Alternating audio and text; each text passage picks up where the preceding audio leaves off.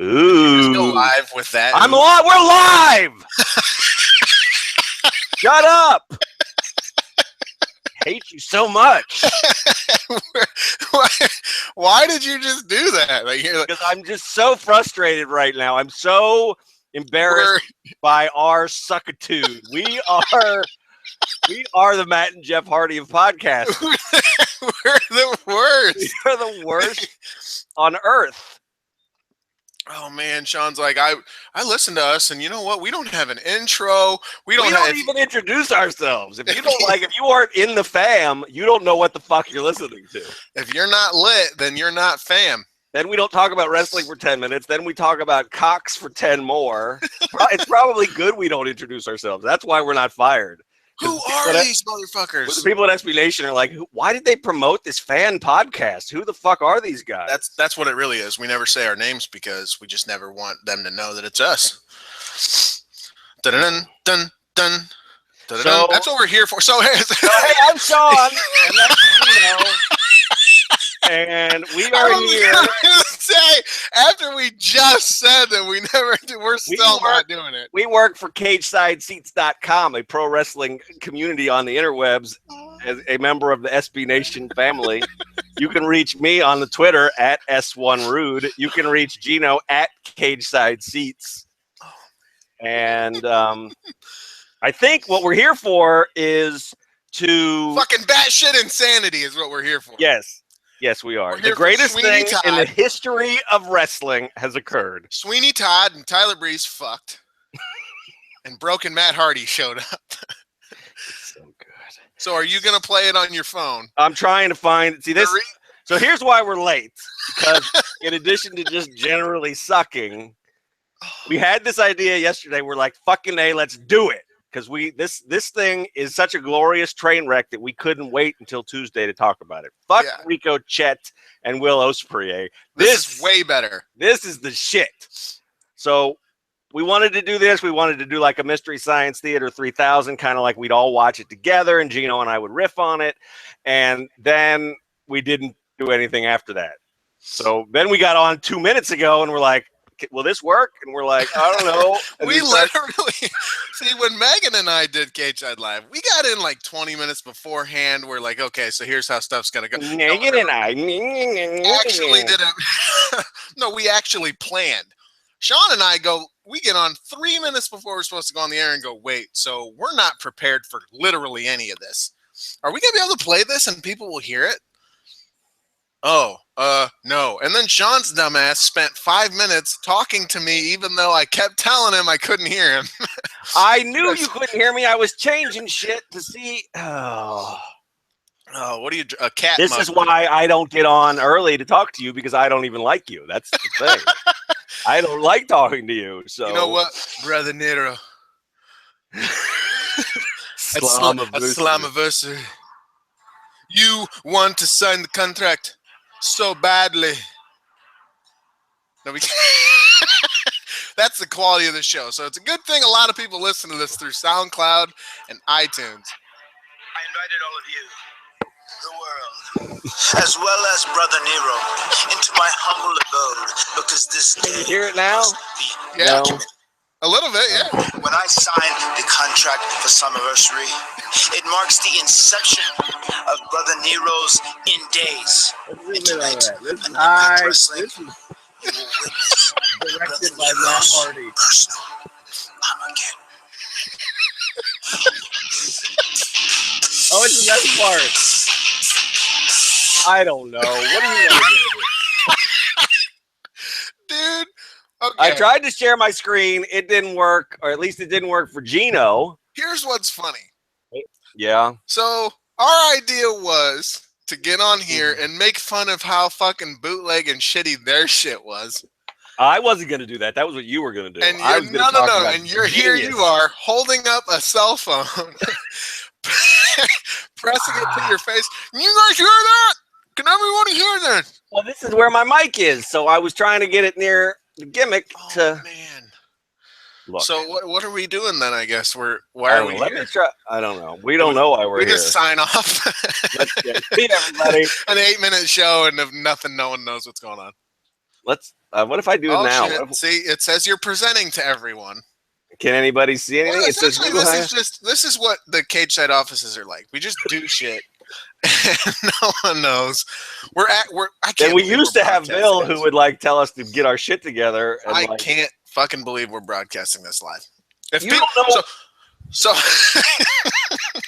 iTunes folks, SoundCloud folks, you're gonna have to go to the YouTube to see the craziness that this is. I can see your little. It's linked right in the post. So if you're listening to this on iTunes, go to www.cagesideseats.com and find the post that's associated with this podcast. It's called CSL, the Broken Matt Hardy and Brother Nero versus whatever you are and Bonafide Sean edition, and then it's embedded in there, so you can watch it. You could maybe you can play them both at once. I don't know. I probably wouldn't do that if I were you. I can see your pointer gimmick, so you're moving your pointer around. Everything else is black. So nobody's getting. You don't hear anything. I don't hear shit. I'm going in the thread. I bet they can hear it. See, yeah, they got my back. I'm lying to you. That's what this is. I'm just. Well, maybe you can't see it, but other people can. Why would that be? Then why would I see the pointer? Look, this is a Google problem, not a Sean problem, is what I want to say about this. All right, Reverend Kane says he can't see it, and I trust him because he's a good dude. So you're no longer presenting. There's your face again. Okay, but I can still. All right, fuck nuts and bullshit. So all right. So we just want to tell everybody to click play on the director's cut of Jeff Hardy, Matt Hardy contract signing for Slammiversary. It's in the cage side post. Yep. So it's embedded there. So ready? Oh my God, we are the worst show in the fucking world. Janky, or we could just talk about it. Has everybody watched it? Raise your hands. We could talk about it. We could just talk about it. That's the idea anyway. I don't know why we're here. I don't either. This is horrible. Content. Hashtag content. I would like to personally apologize to everyone who's ever been in the wrestling business or who is in the wrestling business or who has ever written on the internet or read anything on the internet. I'm sorry. Can you imagine if there's a wrestler who's like a real big fan, like, fucking Jack Swagger or something? I was like, man, I love these guys. You and Sean, hell yeah. He turns this one on. Hey, what the fuck's going on here? These idiots. How dare they go after Brother Nero? Doesn't somebody who pretends to be D'Lo Brown like us? Someone who would pretend to be D'Lo Brown. I don't know. Twitter is full of people who pretend to be other people. It's the stupidest thing on earth. So I don't know. Of all the people to pretend to be, you're going D'Lo Brown? Well, he was in the Nation of Domination. Well, that's prestigious. He's kind of a big deal. So you want to click play on this because we need to watch it again anyway. Well, yeah. I mean, I watch it I've been watching it nonstop since Tuesday. So ready, and I am not joking. Ready, set, go. All right. First of all, if the score to this motherfucker isn't released on that iTunes, shit is actually epic. Like, we're talking shit. That's a great score. It is awesome. Dun, dun, dun, dun, dun. And it changes. It's just whoever scored this thing. Oscar worthy. Here's Sweeney Todd walking out to cut your hair. This doesn't work as well in Baltimore as it does in North Carolina. People shoot at me when I go outside. Why is he holding his arms out and menacingly? Nero is Jeff Hardy's middle name.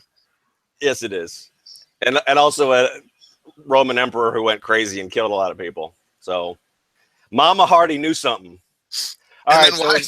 Here's Jeff Hardy on a dirt bike. There's not enough dirt bikes in this video. Is he leaving his home? Why is he just? I believe so. Around? He lives next door to Matt. Matt's house, Jeff's house, and then there's this wasteland of just giant Hardy symbols. Just a bunch of giant Hardy symbols. There's a Latin American man we're gonna meet later whose job it is to just paint the Easter seals symbols to crop circle mow the lawn at Jeff's house. He shows up just as Rebby's leaving.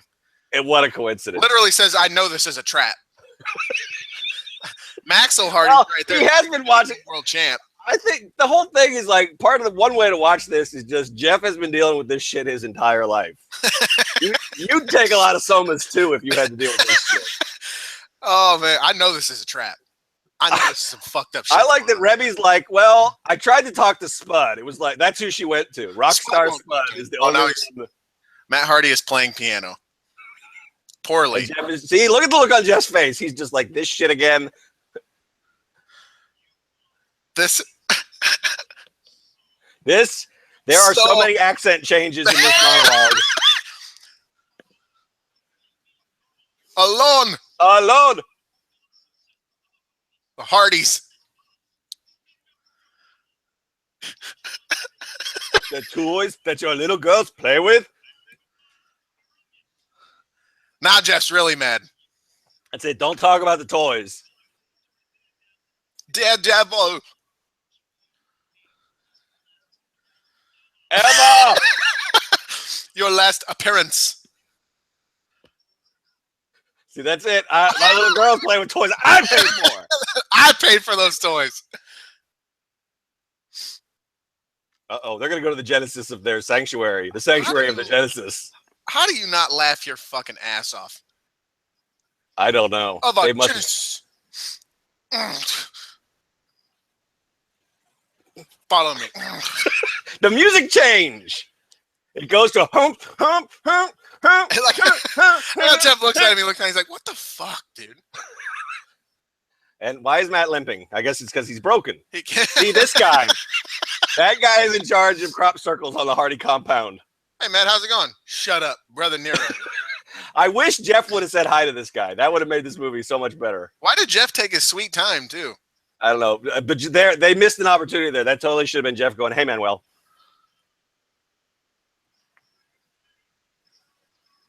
The ring which it all began in, and the ring in which it all ends in.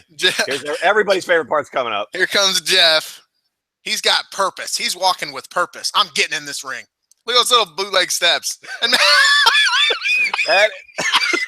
so if you're not watching along with us, Fat Matt Hardy got stuck on the bottom rope during his dramatic rollout, and they just left it in. He like flails around for a minute trying to get out. Stupid fat. Yeah, your sarcastic ass.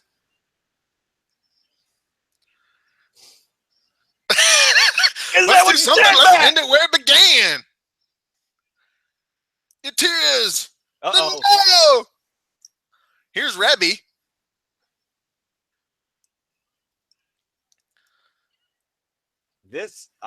She just threw a baby at him. What the hell is wrong with you? Oh, and Matt. A bottle to the back of it. Where'd the bottle come from? That's what I'm saying. It just appears. He hurt his hand. He did. The bottle was serious. Well, look how bad that bottle fucked Jeff up. I mean, that's serious. Gone. You know he's had a couple bottles cracked over his head. He told, slow-mo side effect. With the music. Through the table. That was not a gimmick table. Mm-mm. They legit broke a table. You sons of bitches. TNA. TNA's like, here's a bunch of money. Just go do your thing. Mm-hmm. Oh, we won't let you down. It's over. See, Brother Nero. Forever. It's the double meaning. Brother Nero is over. See, he's actually succeeded in getting his brother over. Slammiversary will be your last appearance ever. It's Jeff's Armageddon. There's not enough of that. Yeah, the sanctuary of our Genesis. It's like he looked in a thesaurus. I need bigger words. This isn't enough. Let's go back to where it all began. He's like, no, it's not good enough. The sanctuary of our Genesis. What a stupid show. Big Money Matt built a barn on his compound just to put the ring that he and his brother started with two incredibly small steps that don't actually lead to the ring.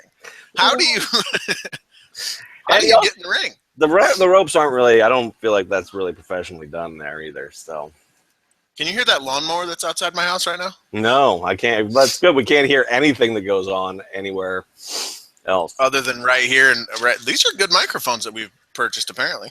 That took a lot less time than I assumed it would. Yeah, I know.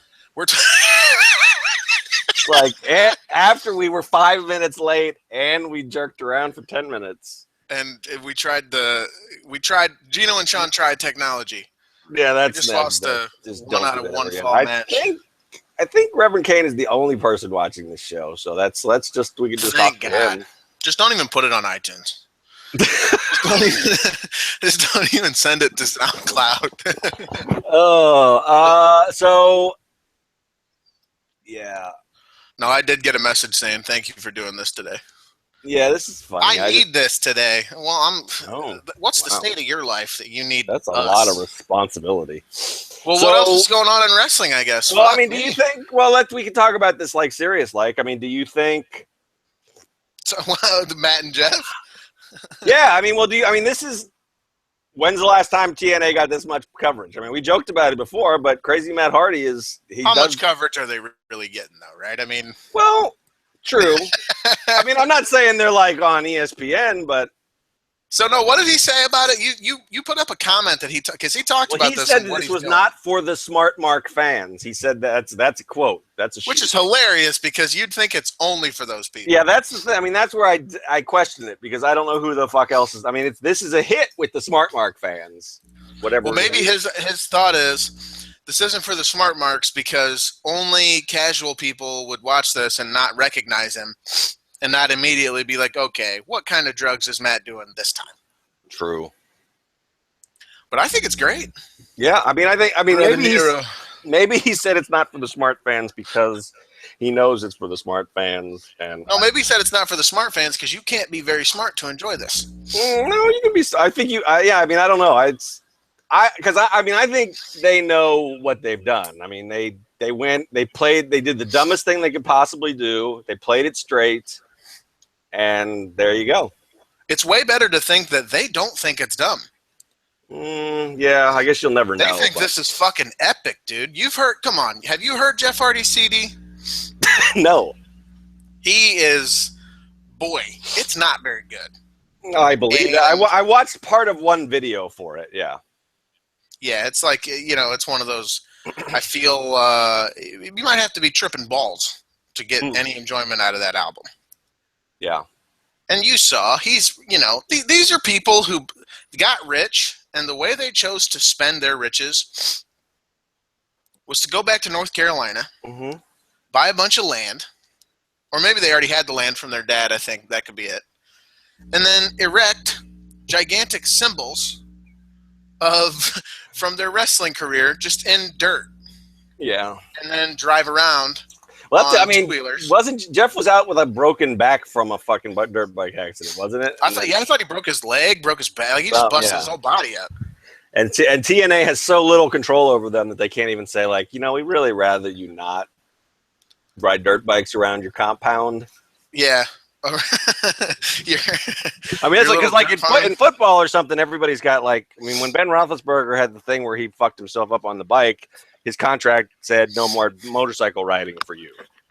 Yeah, like you can't even go on a roller coaster or some shit because we kind of need you. You're insured, or we need insurance on this shit. And here he is. It's like, no, but it's for a really good angle. What I'm gonna do is I'm gonna ride around. He strategically placed that. He's like, they're like, okay, well, how do we get Jeff from his house to Matt's house? Do we just, you could just cut the in-between out. And Jeff's like, he probably fought to keep that in. Oh, I bet maybe he had the giant Hardy symbol built just for this angle. Like how we're calling it an angle and it's just a poorly produced. It is a whole angle. It's actually not poorly produced. It's actually really well done. You haven't watched TNA in 7.5 years, but that's the other thing, is this actually does, whether you think it's good or not, there is a long story here that's been going on for a while. He didn't just show up one day dressed like this. He was. It's true. I mean, it's crazy and stupid pro wrestling stuff, but he was Big Money Matt. He got totally fucked up in the I Quit match with Jeff. He lost his title to EC3 and Drew Galloway, and he went crazy. And this is where we are. And now he's Sweeney Todd. Where was Baby Maxwell for real? Because that was really him, right? When she left, she just put him in the car for a while. Spud, maybe. Had Spud babysitting. Maybe Spud. Don't leave him in the car. It's pretty. I thought Tyrus was in charge of babysitting. Either way, both parents are here. You're throwing fake babies. What kind of environment is Maxwell growing up in? Well, I've said many times, Maxwell, we need to start a Kickstarter for Maxwell's therapy. You know what? That's actually kind of terrifying, having what those two have, even in real life, what they've been through and how they've been. They have a baby. You ever do that sometimes where you you know two people? Oh, yeah. They have a kid? 99% of my friends who are parents, I think. Holy shit, dude. Well, seriously, I can't imagine me with a kid, so it's like you are in charge of a life. I can think of, I have friends that I think they're just really great parents who they waited and they've got it all right in the right perspective. And then there's other people who I think, they're okay. They're sort of like my parents were, which I love them, but I think my mother was I think she was 20 when she had me. I mean, it's amazing I didn't drown in a tub. My mom had her first kid when she was 17, maybe 18. Yeah, and then just 2 a year, and then 1 every 2 years after that, basically. So it's amazing that the world isn't more fucked up. Well, that's what's so. You look at that though, and you're like, well, I turned out okay. And I'm like, no, I didn't. I'm a goddamn wreck. I'm a mess. My brothers are a mess. My sister's a mess. So we're actually a pretty good dysfunctional family. We're a pretty good example of why you should wait and get your shit together. Mm-hmm. It really is though, dude. It's like you are honestly in charge. That's the case, but you think of it, you're responsible for a human life when they are at their most vulnerable, which is all the time, and they're learning the most. Mm-hmm. Every little thing you say, every little thing you do has a massive effect on who this person will ultimately become. And that's such a huge responsibility, and there are 15-year-old little idiots out there getting preggo. Yep. And they're turning it into TV shows for fucking MTV. 16 and pregnant or whatever the hell it is, and you want some of those people who from that show, their kids are having kids already, aren't they? I mean, that shit's been terrifying, dude. Yeah. It's terrifying. Yep. And so it's you think of Maxwell, and it's man. Well, at least he has a Twitter. Yeah. He's got a fucking I don't Twitter. think he actually does that, though. I think he's got people who do it for him. He definitely isn't tweeting his own tweets. I mean, excuse me. The one good thing Maxwell's got going for him is he's going to have money. I mean, he's not going to have McMahon money, but he's going to be upper class, so that helps a lot. I mean, there's studies prove that. I mean, you're a different kind of fucked up when you're rich. Let me put it that way. That's a good point. I give props to, I never thought I'd say this in my life. I give props to Jeff, though. You never see his wife or kids anywhere, as opposed to fucking, Maxwell's in fucking Twitter's. He's got Snapchat stories about him. So I always tip my cap to celebrities who keep their kids out of the limelight. I think that's probably the right call, given how we've seen. Like you do? Like you keep Julie out of the limelight? Well, she's actually a grown woman, so she's okay, but yeah. Well, you said Jeff's wife. Well, true. But I mean, I figure she's got to have a part in that. She's probably listen, motherfucker, we are not putting these kids aren't taking bumps at 4. Does he have kids? I think he's got daughters that he bought his own toys for them. Are you even paying attention to the movie? Your daughter's toys. You wait a minute. I paid for those toys. Those are my toys, Mom. That's fucking. Actually, if I was Jeff, I'd get mad about it too. The shit he does, he did earn that. Fuck yeah, you would, right? I broke my whole body to buy her a toy. She can't. Your ass. Now. The only reason your ass is famous is because Edge hit your girlfriend, and I don't mean physically hit. I mean, Oh man. I'm just kidding. Sad. That's not the only reason he's famous, but it's. I feel sad now. No, he's more famous for how he handled that situation than the situation itself. Because the situation became what it was because he fucking lost his mind. Oh, well, yeah, that's true. Those long internet posts and fucking, he's Amy. Today, because we didn't even have Twitter and shit when that all went down. He would be. If Rebby cheated on him with Gregory Helms. Oh, man. Now I'm sad. That would be fucked up. That would be very bad. Yeah, that would be very. And that's the minus with putting your shit out there as much as they do. Mm-hmm. Yep. But you don't lie about it, right? You can be. Right. Exactly. I mean, I think you can You can be there's Jeff a Hardy. there's a middle ground where you're not hiding anything, but you're not making it the focus of your celebrity. Like Jeff. Jeff's Yeah, got his exactly. chick That's on what I'm saying. Is I tip my hat. We don't know a lot about Jeff's personal life, so maybe he actually has learned from the shit that got him in trouble and the reason he can't fly overseas, and because he doesn't. We haven't seen any of that from him in years. He shows up to work, he does his job, and then we don't hear anything from him. Yeah. Occasionally we get a really horrible album, but And then here's Matt putting fucking Maxwell Hardy on Twitter. Yeah. And then putting him as a character on television, which still makes me uncomfortable. I mean, even in this situation, it's like, dude, come on, it's a wrestling angle. Like, it's fun because it's a contract signing. Yeah, that's way different than anything you'd ever fucking expect. And wrestling's dumb as hell, right? We take it too seriously way too often, and this is like a chance to have fun with how dumb it is. Yep. But still, though, man, it's a baby, dude. Yeah. That's a child. It's weird, yeah. It's definitely... They have no agency is the problem. Like, they can't say... Right, he can't say, I don't want to be a part of this, Dad. Yeah, right. He's just forced into it. And, like, on some level, you have to force your babies into whatever you know what I mean?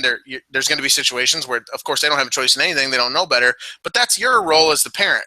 Hey, maybe it's not a good idea to put my kid on TV. Or in some ways, I guess maybe it'd be cool to look once, maybe, so the kid could look back and be like, hey, I was on TV when I was fucking 6 months old.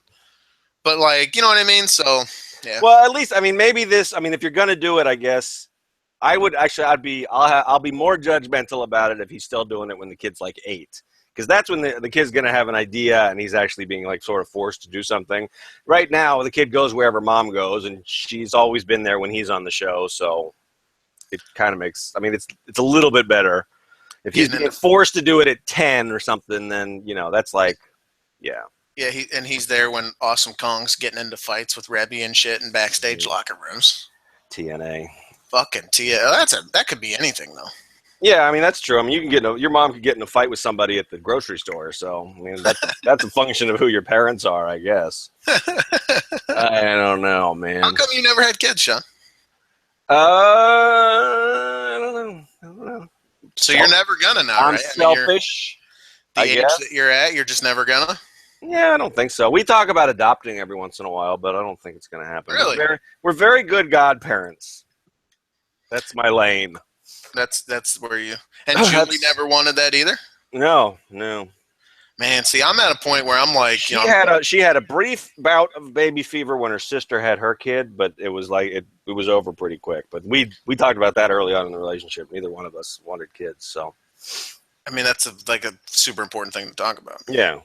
See, I'm at a point where I'm 29 now, just turned 29. Got a girlfriend in her mid-30s, and it's like, I should probably be doing, you know what I mean? I should probably be getting there soon. That seems weird, though, right? Like, what's the age where you stop and you're like, yeah, too late? I don't know. For dudes, there is no age, really. It's whether or not you feel like being a parent. Luckily for us, I guess. That's one of the... You're so sexist. It's true, though. Just biologically true. When a woman hits a certain age, the risks to her health and the baby's health go up exponentially. I'm not trying to... This is scientific fact. So, there's a reason why there's the phrase your biological clock. As long as your sperm work, you can create a life. You're not the one who has to carry it. So, when you think of it like when they turn 18, how old will you be? And I'm that's you have to make that decision, but there's not if you're a woman, there's an actual can I still do this without inflicting harm upon myself or the baby? Yeah. The risk of birth defects and autism and things like that go up once a woman hits, I think it's 38 or something. It skyrockets the rate of that stuff happening, and that's because so. Well, there you fucking go. Yeah. Is Julie a lot younger than you, or is she older? She's 4 years. I'm probably gonna get that. This is probably the thing I get the most trouble. She's younger than me, but not by 10 years or anything. Just gave away her age. Yep. Do you get in trouble for talking about her on the show? No, because she doesn't listen to this shit. But if she did, would she get upset? Maybe her dad does and reports back to her. I don't know. Hey, Mark. Oh, is that right? Does he still listen? I think he still he still got the idea that we're gonna get rich off of this, so I think he still plays it in the background while he's doing it. What's up, Mark? Markster? Yeah. But she doesn't get mad at you? No. I bring her up all the time. She's not like, that Geno's weird, okay? I'm sick of it. She's got other stuff to worry about. Right on. So is there any other wrestling we want to talk about? Takeover the End is coming next week. Did you can you believe? So the Observer came out, and I read the Observer. Apparently, or maybe it wasn't even in the Observer, it was just on the Observer website, but apparently, so when Triple H tweeted the Takeover the End, he said, "Where do we go from here?" Apparently, there are people in the fucking company who were like, what's going on? And then they took the listing off. Ticketmaster and WWE took the listing off. Or it was never there, but then somebody finally noticed it. I don't know. I've heard a bunch of different versions of it. Yeah. Something, right? Basically, yeah. Something weird happened and the internet freaked out. With the SummerSlam weekend. Breaking news. The internet freaks out. Small thing occurs. Internet loses its collective mind. Yep. And the fucking, and then they're like, so then that happens too. And they're like, no, seriously, what's going on? And it's like, so Meltzer's like, well, WWE reached out and said, everything's fine, everything's normal. I mean, nothing changed. It's like, dudes, are we really getting this worked up over a Triple H tweet? Clearly designed to promote it. You know what it is? He says, where do we go from here? Because he probably is legitimately scared of how the hell he's going to book a program without Samoa Joe versus Finn Balor as the main event. Because it's only been like 6 years since the last time they had to worry about a show that didn't have those two headlining. He's figured out how to book a show without Bayley on it somehow. I don't know why, but... And she will not let go of the idea of a match with Natty and Nikki Bella. Well, those are the two stars of Total Divas. I didn't even. She's working. Bayley's always working. Man. I didn't even think of it, and now Total Bellas, she is a worker. Look at Bayley. Exactly, man. Bayley's no fool. Keeps herself saddled up close to Sasha for some epic shit down the road for storyline purposes and DVD stuff. Good merch. Royalties. She's Nakamura's best friend on the road now. Doing the photos and putting her social media game out there. Yep. Live streaming the fucking entrance. Yep. Bayley might be the best worker on the roster. Learned well from Triple H, I guess. She's no dummy. So I do think my guess on the whole end thing is, if anything, we might be getting rid of Takeover, as like every show is going to be Takeover. About fucking time. There's never been a Takeover at any point. Like, just, I don't know what's coming. So that might be what's ending. But yeah, people were like, are they getting rid of NXT? Are they going to make NXT SmackDown when it goes live? Oh my God. No, none of those things are happening. Oh my God. Sorry, Marks. Sorry, Marks. You and your friend Mark. My friend, he's smart. Oh yeah. Did you see Meltzer put together his list of the A-level players and the B-level players in the Observer? No. That's pretty funny. Are we on it? That's all there is to go. No, wrestlers. Oh, what are you talking about? Yeah, the A-level media outlets. I thought I'd be like, what about A double level? Because Austin Aries always tells me there's the A level and then there's the A double level. How do you feel about people who say that about us, that we just take Meltzer's news? I get a little salty about it. Do you? Yeah. It's not untrue in the sense of, like, if someone reports something and it's something we're going to pass along. I mean, and that's probably why I get a little salty about it, because there's some truth to it. But I do, like we've talked about it before. I mean, I pride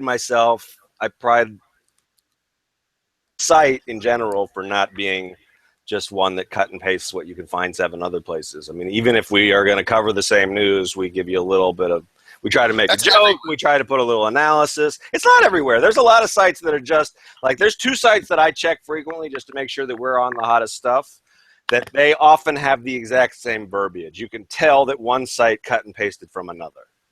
Oh, yeah. No, I'm not saying there's a ton of sites like that are like us, because there's definitely, I don't think there's any wrestling site out there that's like us.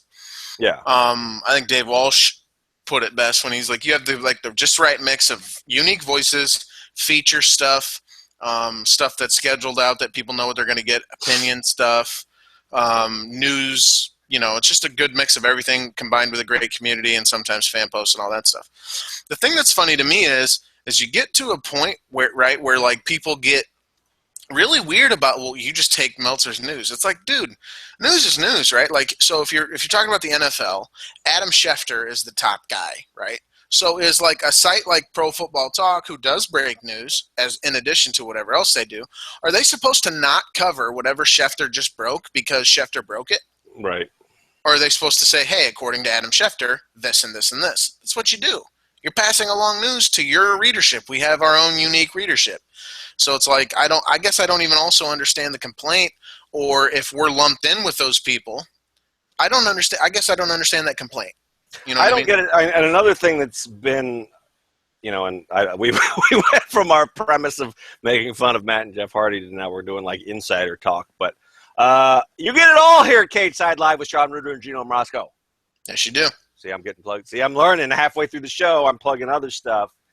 But no, what was I going to say? That's the business. That's not just the wrestling business. That's everywhere. I mean, that's, you turn on CNN expecting to see sort of their spin on news you could have gotten other places. And one thing that I've learned since starting this job is I always thought like, not everybody uses the internet the way I do.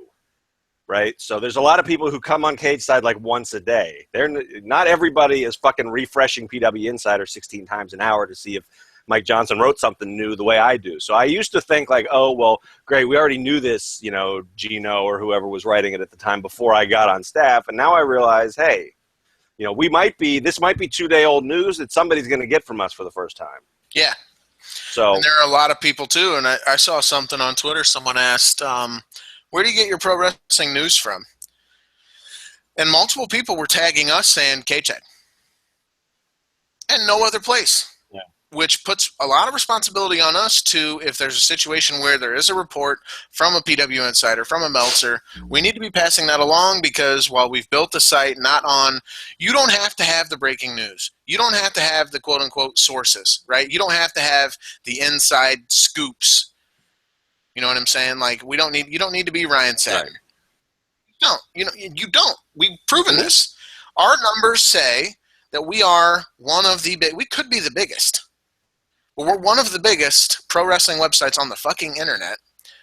We don't do scoops. Mm-mm. We just don't need it. So it's like, Well, and it's like, and I mean, where pro wrestling is a really weird business is that, the best guys, the Meltzers and the Johnsons, their success rate is like 50% because what you're trying to get scoops on is actively trying to fuck with you. So, yeah, while yes, Bill Belichick is secretive about the injury status with some guys, the NFL isn't trying to, like, hide a game from you on the schedule or something. Like, they want you to know that the Raiders are going to play the Broncos in November or whatever. They're not trying to be like, oh, well, maybe that's not the matchup. So, I mean, it's a really weird business. There are times when that's the case of, like, and Schefter kind of went into that of, like, teams – when they want to trade or like draft stuff and there's misinformation put out there and they like exchange information for scoops and stuff like that. But yeah, in wrestling, this is the only place where the business is about lying to you. It is literally about working you, making you think one thing when another thing is going to happen. So it's like, one of the higher profile situations was Meltzer being told that CM Punk was going to return in Chicago. Remember that? And it's one of those things, too, where it's like, they hear a little bit from one person who may know a little bit, and then they say this, and then they report that back. And it turns out that it was nowhere near the truth because it's just like second, third-hand information. Yep. And, I mean, that's okay, too, It's just – so that's actually the reason. It didn't start that way. What was his name? Eric B. Steven, I want to say. The Rumor Roundup. He used to do it in the daily. Yep. It used to just be a daily thing. He'd go into the daily on CagesideSeats.com. I'm getting better too. Which is where our post that we have, you can talk about anything you want. It doesn't even have to be wrestling. It's just a spot that I felt like was a good community builder, and it's a way that we can all get to know each other and we can talk about stuff and, whatever. Gigantic time suck. And I don't say that in a negative way, but that's why I stopped going in there, because you just end up – it's a cool place to hang out, so you end up going in there instead of doing things like work. Yeah, and it's just a spot it's kind of a social networking spot on Cage Side Seats. So, but he used to do it in there. And I would say, why don't you just do this for the front page? Or I started doing it myself, I think, and I was doing it every Thursday. And then he was doing it, and I was like, well, why don't you want to take over? Because he was doing it every day. I said, we'll put it in the top every day. He started doing that. And it's grown into, it's usually the most popular post on our whole network every day. And that's how we use. So I saw someone, so you said they're 50%. Well, I saw someone, well, Decker does this. I mean, Decker does the look back. Right. The rumor look back. And I saw someone get mad when he posted one where it was like, we were like 62% for the week. And like, we're at like 54% or something like that for as long as he's been grading rumors. So, which to me, I look at that and go, that's pretty fucking good. Like, I think that's great. Like, it's because it's not like we're right or wrong. Right. It's not like, rumor it's not our, yeah, they're not our scoops, like you said. They're, yeah. And my rule has always been, this has to be somewhere else. You have to have seen this somewhere else. So if Ortman compiles his little shit, and it's okay, as long as you saw that somewhere else, and it's actually a thing that's going around, even if it's just Twitter, right? Even if it's just some big Twitter account that said some shit. Right. You know, or Bauer said something. Yeah. I mean, yeah, Reddit. There's just, it's shit that's going around. And you're not making it up. Yeah. So you do that, and it's like, well, someone got on Twitter, and they were like, well, what? That's unacceptable. You can't have a 62% rate or 54% rate of success. That's not okay. And it's like, whereas I'm feeling like that's actually really good because, A, they're just rumors, and we present it the way we do for that exact reason. So if you've ever wondered about that, that's why. Disclaimer after disclaimer after disclaimer. This is not reported fact. Right. WWE has not said any of this. So, or any of these other companies, it's just, this is the shit that's going around. And because we can't know, and I think that's another reason why we put our site the way we do and we frame things the way we do, and we don't try to get into the scoops business, because we certainly could. But I don't really have a lot of interest in it because of that exact fact. We basically have that anyway with the rumor roundup, and we protect ourselves from, you know, we're open to scrutiny, certainly, but it's not like we're not putting it out there. Our sources told us this. And then we're wrong as fuck because we got worked, and then it's, oh, well, you know, we don't have any credibility anymore. So it's just like, you know what I mean? That's why we have the rumor roundup. Yep. I don't know how we got on that. I have no idea. Yeah. Brother Nero. Brother Nero. Slammiversary. Slammiversary. He really is trying to talk like Tyler Breeze, though. But does that seem like it? That's a Tyler Breeze. There's a Zoolander in there. There's like, there's a lot of stuff in there. I haven't watched it in years. I don't know. It was terrible. They're doing a second one, I think, too. I didn't see the second one at all. So, what do you think about? We talked about Bill Goldberg, I guess, right? Yeah, I don't know. Did we? I don't want to go work. So I'm trying to think of other stuff to talk about. Did we talk about? You're just gonna go have fucking lunch, and I got to go back to work. So did we talk about Bill Goldberg? I don't know what there is to talk about, actually, but there really isn't much of anything to talk about. Would you want to see another Goldberg match? No. No, I really wouldn't. I mean, I mean, we've talked. I mean, I was not.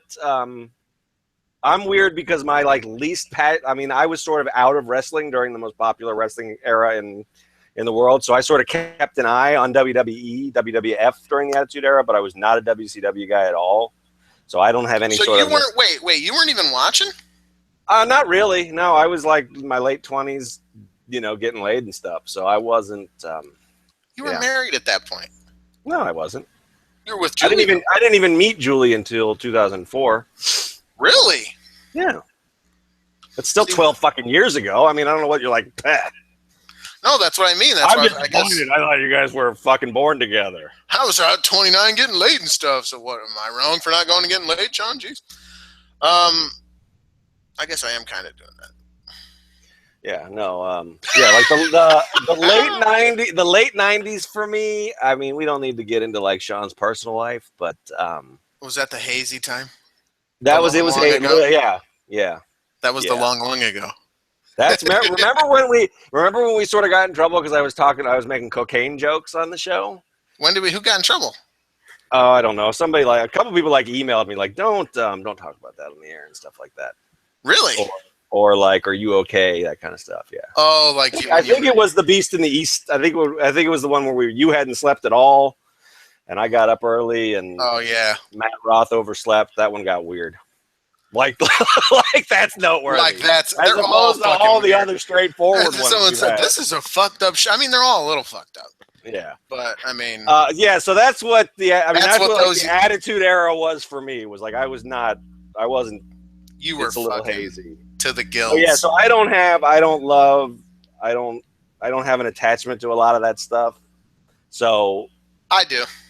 Yeah, I know you do. And I that's watched why his rise. I was a big WCW guy. Like I just did. It's funny because I would defend WWF, but I would always watch WCW. Like that's what I was way more interested in. I liked their presentation. I liked their theme. I liked the graphics. I liked the way it looked. I preferred the announce team, Heenan and Shivani, and people talk shit about him, dude. But I always thought he was great. Like I know objectively, he's not so good at his job, but like I enjoyed him, I love going back and watching old fucking WCW shows and just kind of, well, the way they built their his whole reputation is fucked from the butts and seats comment. Really, I mean, he's got a couple. Well, that and the fact that he was the king of hyperbole, which. Oh well, yeah. I mean, that's not the only thing, but yeah. Well, and he was on the losing team, and history's written by the victors. So that's true. And I also really liked that they did cool stuff. Like they would break up the hours. So, like, you'd go into a new hour, and they'd play more pyro, and they would act like it was a huge thing. We're going into hour 2 here on Monday Nitro, and a whole new announce team, Bischoff, and who was he doing it with? Mongo, I think. Like, they would do a whole fucking thing just from the first hour to the second hour. And I don't know, I just really liked it. I watched Goldberg from the first time he got in, and then I think the first big feud he had was Starrcade in '97. Against Mongo McMichael. There was something where he stole the Super Bowl ring, which spoke to me again because he won that with the Bears in '86. And yeah, from there, just he didn't say anything, and then it just fucking took off. To the Raven U.S. title win, to the Hogan. I will say, you asked, like, would I get pumped for another match? Probably not. The entrance still gets me, even without being like attached to it. Like that commercial is cool as shit. I mean, the hatch build up was a little goofy, but I had the fucking theme stuck in my head for 2 days after Monday.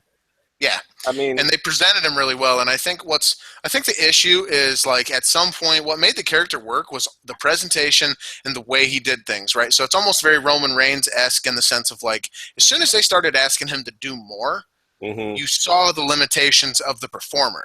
Now, before you fucking Reigns fans go after me here, what I mean is it's when you expose someone's weakness. That's how you have to do that for them to grow into the performer they can become. But it's just a long, slow process, and it doesn't lead to very good television. Let's be real. Well, and we could get into a lot of different things. Like they didn't do Roman any favors a lot of different ways in terms of not sticking to one thing and, jumping around. But he had way more range too. Yeah, I mean, no, and yeah, Goldberg wouldn't be able to do what one thing. Yeah, Goldberg was one thing. Goldberg did a kick once, a spinning back kick in a match, and everyone lost their fucking mind. Like, you want to talk about, like, limitations. Like, I can remember back then when it was like, right, like, he added a submission to his arsenal, and people went nuts. Like, holy shit, he's submitting people now. This dude's top of the world. Like, it was some big fucking thing. Like, it's really, so Reigns has been up against it or whatever. Like, when you really look at it, that dude's super talented. He can do a whole bunch. It wasn't like that with Goldberg. All that to say, if he comes back, it has to be for a big, huge match. It's going to be a one-off. So, therefore, he won't be able to do or be the thing that made him famous and wonderful that we all remember him doing and being. Right. I.e., the reason his WWE run sucked is because they didn't do that with him at all. And he was built up in WCW that way. That's the guy he has to be. It's like Sting. It's just like Sting. Well, they started better with Goldberg. I mean, I remember, showing up, and then he beat Rock, which was a big fucking deal. The idea was to do a whole program with Rock, and then he went to Hollywood, and then that was just... Well, it probably worked out better, though. I mean, because the whole program would have been like watching Goldberg lose, which is just... No, Rock was going to do... They were going to do 2 out of 3, and Rock would win the middle one. Goldberg would win the other 2. He'd put him over real big. Then he'd go do his stuff. But he'd still lose one, though. The whole thing... Goldberg was Goldberg because he didn't lose for somewhere in between Well, and also the matches weren't very good. That was Rock and his like overacting. Well, Rock's never been I mean, you know, I'm the one of his biggest fans, but he's not going to be confused with anybody who's like Not a lot of great matches. No. Very few, in fact. I mean, his best matches are probably Triple H, and those are like, eh. I mean, the Austin one's because of story, but that's not like if you just watch them. If you don't know the story to those, and you just watch those matches, even those aren't like phenomenal. What is the best Rock match? I guess you'd say WrestleMania 17. Yeah, I mean that's one of the best matches ever. I think probably against Austin, and then because of everything else, but not because of the work rate. Talk about big match performers. That's two. You say that's one of the best matches ever. That's 2 WrestleMania matches, best ever that Austin was in. And Austin's not even widely considered this great, fucking wonderful worker. No, I mean I think before he got hurt, if he hadn't gotten hurt, because that's where he had to change up his style. If he still would have been Hollywood Blondes Austin, I mean then yeah, we'd be talking about him like Stunning Steve. Yeah. I mean, he could fucking work, and then he had to change up his style because he was worried about ever being able to move again. Which probably worked out better for him because it was more main event WWE style. Yeah. But yeah, maybe the Backlash match against Triple H. Yeah. For Rock. That was a good one. Not a lot of good ones. I mean, the other one. I mean, another one that people will talk about as being like one of the biggest moments in wrestling is the Hogan turn. Ooh, that's the Hogan match. I mean, that's not a good match. It's a great story. That depends. That's you get into Will Ospreay, Rico Chet territory when you start talking about that match. Well, that's what I mean. I mean, great, but story and everything. I mean, that's what I'm talking about. Match. Yeah, I mean, I'm just saying. I mean, that's where I do differentiate between those things, and I'm not even saying Rico Chet and Ospreay is that great. I still haven't watched it. Yeah, it's all right.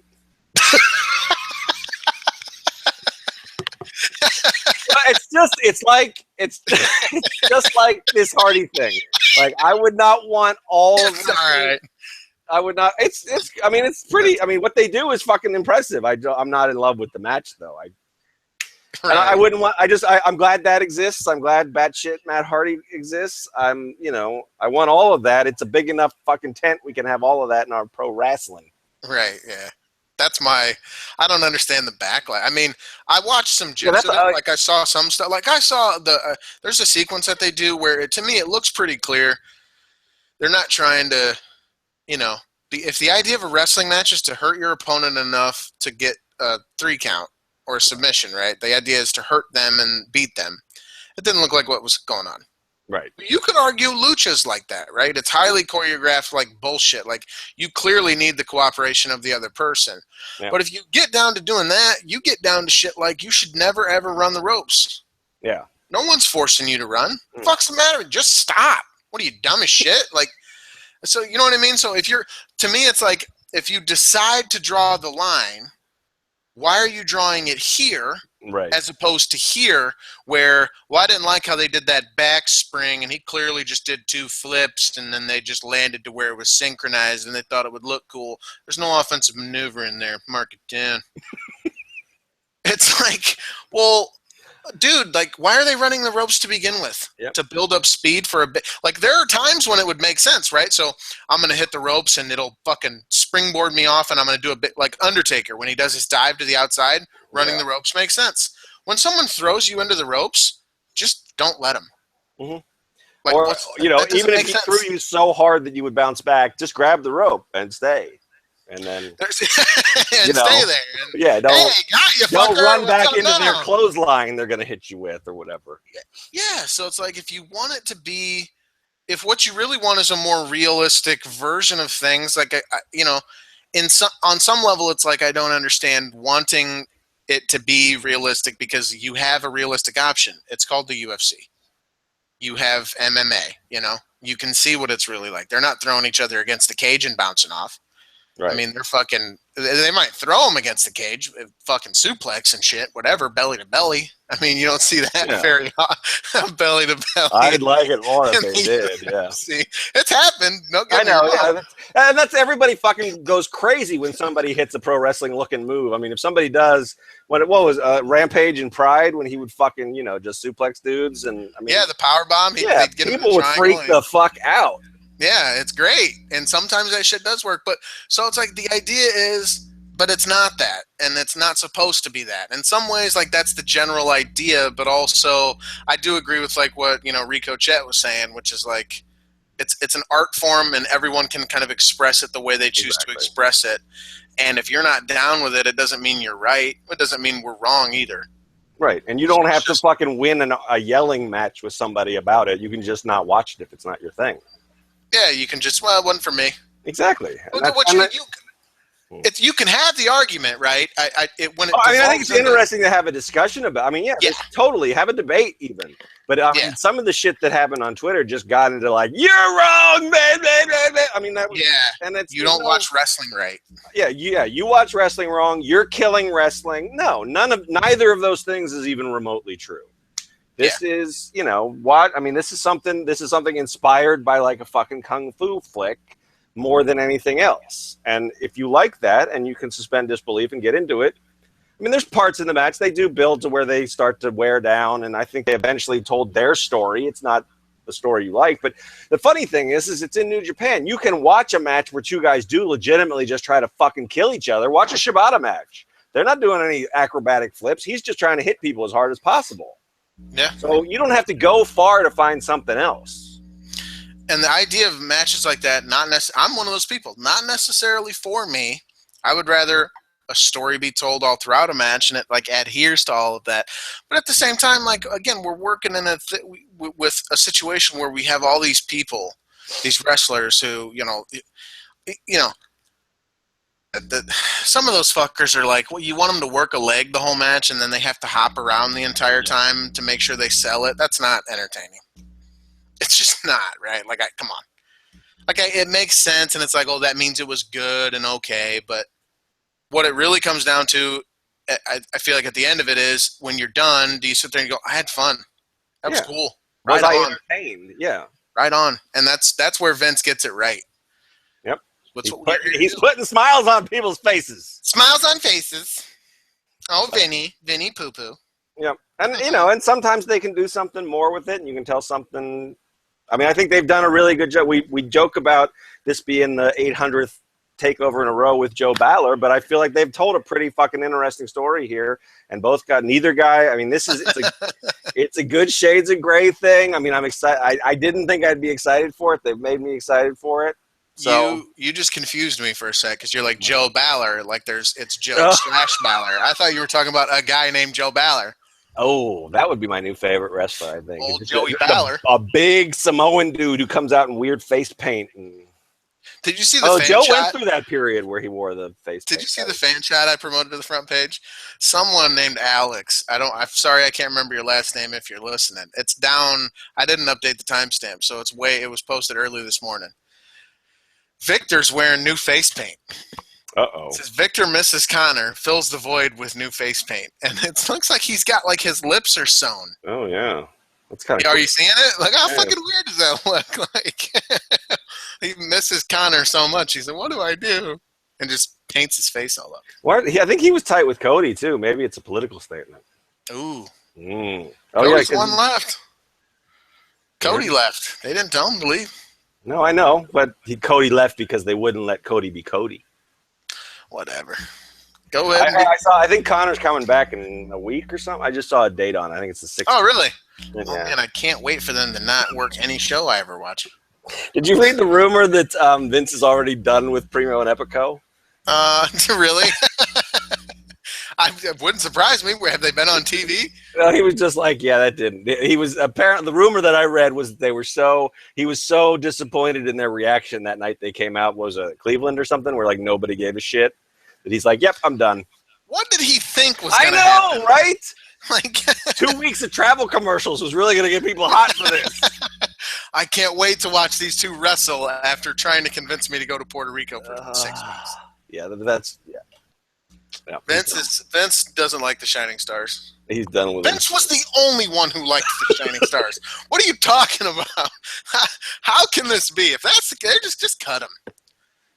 No, don't do that, because they're going to be the top fucking SmackDown tag team or some shit. God, this brand split's going to suck, dude. We'll see. I don't know.